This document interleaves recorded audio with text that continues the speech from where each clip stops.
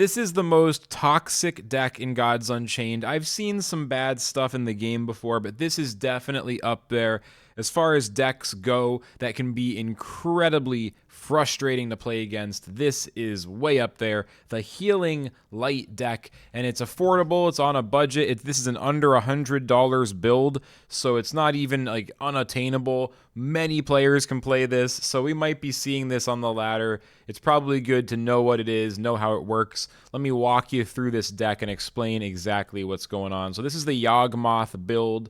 There are a few variations, but let's just focus on the basic idea because it's a wacky build. So the entire deck is built around Blade of the Creator. The card only goes in your mulligan and gets set to 0 if you run a deck that is all light cards.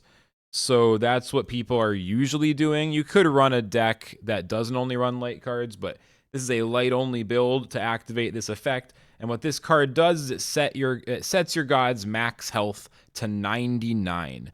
So it does not, just to be clear, it does not set your health to 99. It sets your max possible health to 99. So you still have to actually use heals to go up there. Your health is still 30 if you play this card on turn 1, but now you're able to heal past 30 all the way up to 99. And so the entire deck is designed to stun your opponent, to lock them in where they can no longer play any cards or do anything, and then just heal yourself up to 99, or specifically to 80, because that is when the win condition, Prophet of Progress, can be played. God Blitz, Twin Strike, and if your god has 80 or more health, you're going to gain plus 26, which takes it to 30-30. With the God Blitz, that means you can kill your opponent in one hit. There's also a lesser buff where you can just make it a 17-17 God Blitz Twin Strike. And you might be thinking, oh, God Blitz Twin Strike, so the 17-17 can kill them in one turn by hitting them in the face twice, but that is not how it works. You can't do that. Reminder for anyone who might not know, Twin Strike cannot hit face twice. It cannot hit the god twice in the same turn, so you need the full 30-30 to get the one turn kill, but this is the end goal after healing up to a zillion health, after ideally locking the opponent down and stun locking them, making it so they can't play any cards. And you might be wondering how we're doing that. Well, I'm going to tell you. Now it's time to tell you. But first, please like and subscribe while I sip this water. Not coffee today because I'm recording in the evening. Okay, thanks for liking. I'm sure you did it, right? All right, so how do you stun lock them? We're using your favorite card, everyone's favorite card, Aegis of the Innocent. After a friendly character takes damage, heal it for 1. When your god gets hit, when you get hit in the face for any amount of damage, you then heal up for 1. So what we're going to do is wait for them to have a full board, and then we use Purification Filter, which says each creature has their strength and health set to 1, so every creature becomes a 1-1 on the board. And if they have 6 creatures that are all 1-1s, and the Aegis is healing you for 1 health every time one of those creatures hits you, you're getting hit for 1 damage, you're healing 1 health back up, so you're taking effectively 0 damage. As long as you are above 1 health, then you don't go to 0, so you just go down 1, you go up 1, you're fine. The only time you would be affected is if you're at 1 health, you would die before you healed back. But assuming you're at 20, 30, 40, 50 health, since we're increasing our max HP to 99, you know, if you're up in some high health range, you get them all at 1-1 with all their creatures. They can't play any more creatures because their board is full. They can't damage you. If they're not able to use spell damage or some kind of removal from their hand on their own creatures, then their hand is going to fill up with 9 cards, and they're going to end up where they mill every card they draw. They can't buy from the Sanctum. They can't damage you, and they're stunned. They can't do anything. And then you can wait until you assemble your win condition and kill them, or they'll concede at some point, potentially. So it's a really evil deck. And some of the stuff as far as how you survive, I'm not going to go over every single card, but it's a little bit like Order Light, Control Light. You know, you're going to see stuff like Lips Are Sealed. Give order +4 to each creature, strength 3 or more. You're going to see Censure, give order +3 to 2 enemy creatures. And you're going to have Wrong Path, send something to the top of the deck. Then we're going to be healing over and over using Surge Light, which when mana surged returns to your hand, or it makes a copy in your hand. Lysander's Mercy, if you aren't able to stun them and like lock them down on the board, you can use Mercy just to wipe the board clean, put everything on the bottom of the deck. That'll buy you some time. And also you have huge heal with Shimmering Spire after the Mana Surge is going to heal you for 30 because it repeats, so 15 times 2. So you have big heals, big stalls, big removal, some really strong draws with Grace of Sartonia. It's so annoying to play against this deck.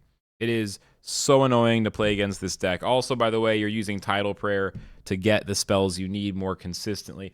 It's a really rude deck. Before we get into the matches, I'll show you a highlight match. We'll play one and get a win to show you how it works like in action. Let me first explain quickly the matchups. So it might not be what you expect. Basically, you're weakest against aggro because aggro will have the best chance to just kill you quickly before you can set up, before you can fully defend.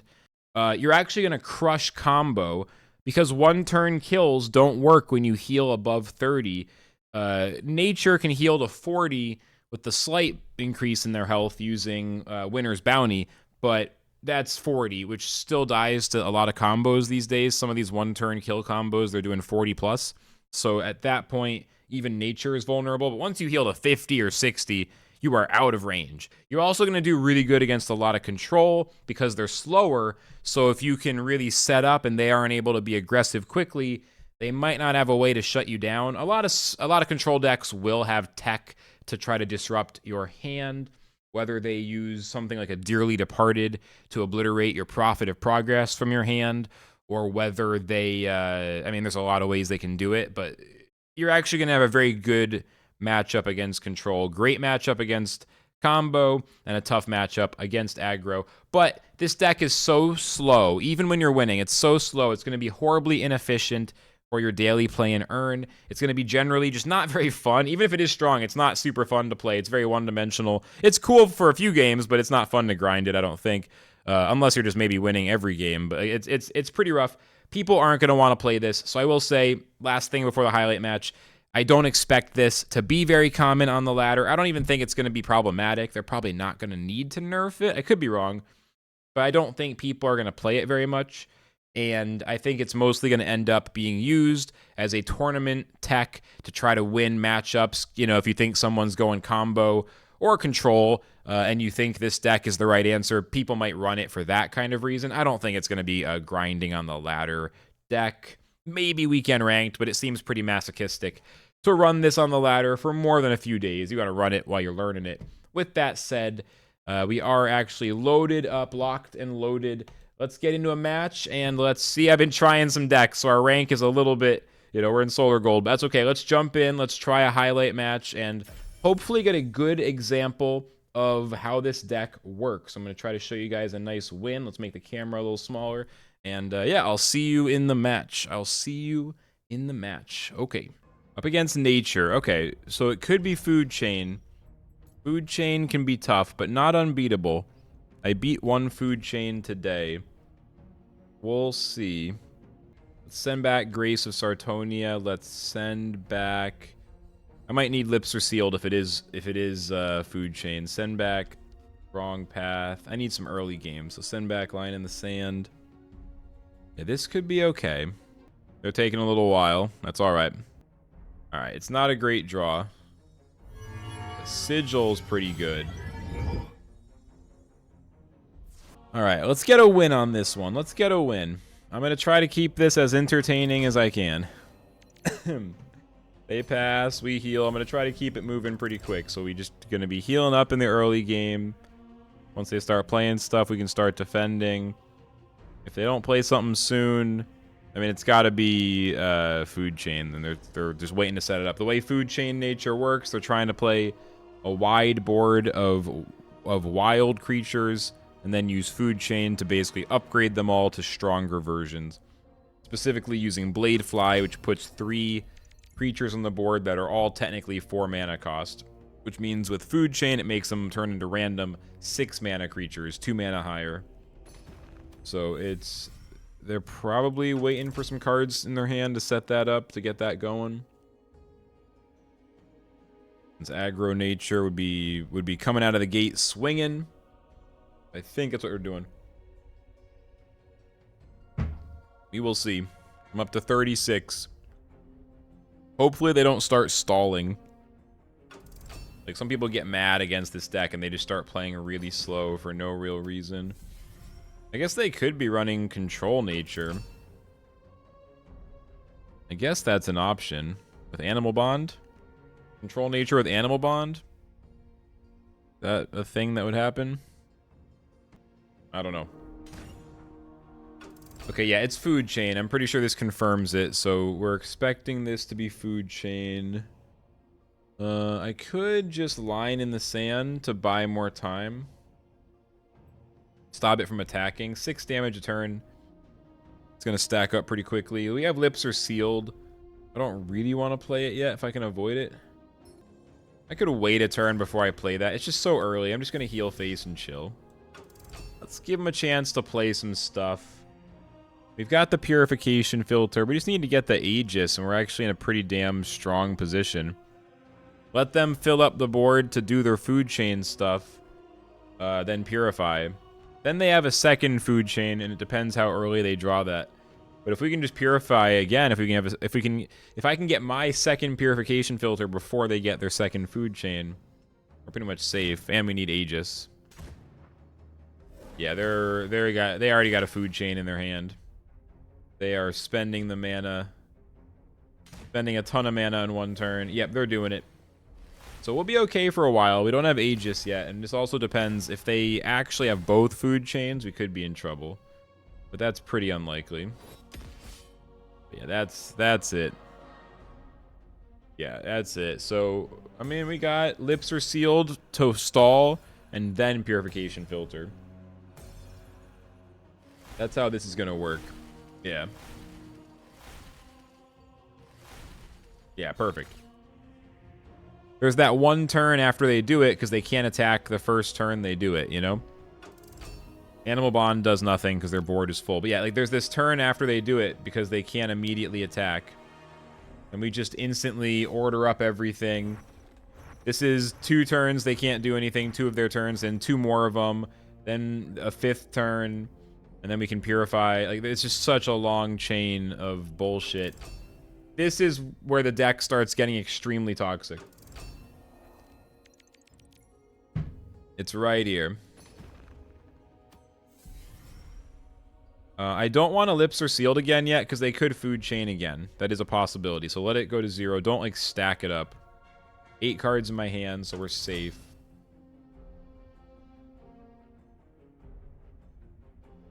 Eight cards. We can't mill any cards here. Cannot mill. We need to draw Aegis.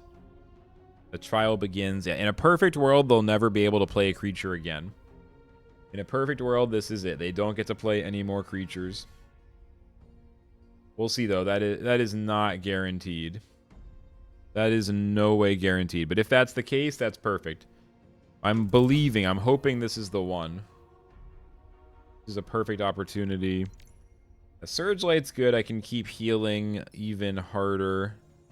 We're just going to Lips again. Going to keep stalling. We have Prophet of Progress, so we're getting closer. We just got to get to 80 health. They're doing nothing. Finally, Tidal Prayer. We just need the second Purification Filter, and we're getting really cozy. We still need Aegis as well. 17 cards in the deck. I'm going to just thin it out as fast as possible, right? So we're going to use Tidal Prayer early. I want to Mana Surge. I can just heal face. It's only 4. Okay, good. So let's do this. And we didn't get it yet. I'm going to re-roll with Tidal Prayer number 2. 1, 2, 3, 4, 5, 6, 7, 8, 9. Okay, this is actually a problem. I'm going to mill a card.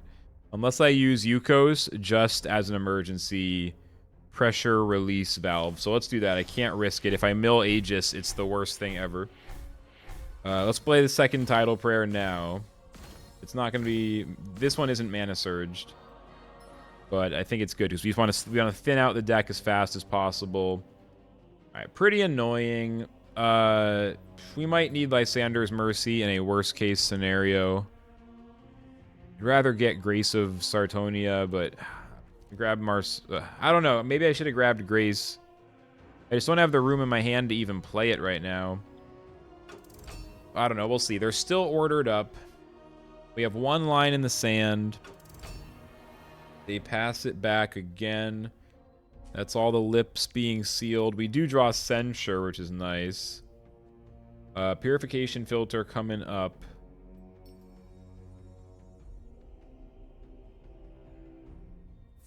I should have played Surge Light first. That was a bit wrong. I could have Mana Surged it again. Right, we're up to that. I can also pip out Censure if I wanted to there. I can Purification Filter, pip, and then okay. Let's pull it together. Purification, Censure, and Sigil. We'll finally get some damage, but it will activate the Mana Surge on Shimmering Spire. I'm out of time. They're going to start doing a bunch of damage pretty damn soon here. Sigil first. Oh, yeah, we can buy one more turn here. Just want Aegis so bad. As soon as I use Purification Filter, they're probably using Food Chain again, right? I think I'm going to use it here. God, I don't want to Censure yet, if I can avoid it. But I do want to activate Shimmering Spire. I think we got to do this. And I shouldn't use Censure yet. I don't have to Mana Surge this yet. We just got to stay calm. We're close. 12 cards left in the deck. 2 of them are Aegis, so it's a 1 in 6 odds now. 1 in 6. Very, very exciting and dynamic gameplay. As you can see, though, their hand is full, right? So they're just milling cards at this point. 1, 2, 3, 4, 5, 6, 7, 8, 9. I'm so focused, locked in on my own spot. I don't know if did they mill one yet? I might have been missing it. But yeah, they're about to be milling cards. No, they play Best Friends. They're still making room. Okay, so they're not milling yet. Once the hand is totally full, they can't even buy from the Sanctum. So you can see how they can get stun locked. We're waiting for Aegis, or waiting to get that 1 heal effect. Yeah, they're playing both their Best Friends now.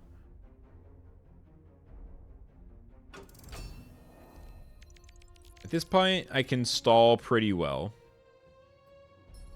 This one is Surge, so I can play this. I don't want to waste line in the sand if I can avoid it. 1, 2, 3, 4, 5, 6, 7, 8, 9. So I do have to play something else. I could just play Censure. I don't want to waste Censure. I just don't want to use Wrong Path, because then it lets them play a card. I don't want to let them play a single thing. If they can play Zansidian, that can mess me up. Like, there's so many ways I can get messed up. We are just holding it down. We have both Prophets. So theoretically, you can try to kill them 2 turns back-to-back with 17 damage back-to-back. But, okay, they should be stun-locked. Again, I should have used Surge Light first. I'm being sloppy with the Surge Lights. But yeah, they should not be able to remove this. They can't play any creatures. They can't damage me. Now, as soon as their hand is completely full of cards they cannot play, like spells that you aren't allowed to play on the spot like this, like they eventually just can't play anything, or they only have creatures and unplayable spells, then they literally can do nothing for the rest of the game, and I heal up until I win. So we don't even get to actually play the win condition, but the reason they resigned there, and that was actually a very timely resignation. Usually it isn't like that. The reason that they did that is because they know they can never play a card again for the rest of the game. They can never play a card again for the rest of the game. They can never do any damage because they do 1 damage at a time and it reheals every turn. And I'm just going to heal myself to 80 using Shimmering Spire and then play Prophet of Progress. Prophet of Progress becomes a 30-30 and we hit them in the face and they will be dead. So it's a really toxic deck. It's really, really, really annoying if you're playing against it and you're getting close, but then you're just getting stalled for 5, 6, 7, 8, 10 turns in a row. You're trying to draw relic removal, whatever. People are going to be pretty pissed about this when they lose to it. The good thing is you're not going to see it that often. So, all right, thanks for watching. I appreciate y'all very much. That's what we're going to be doing today. That's it. So, thank you. Flux, signing out.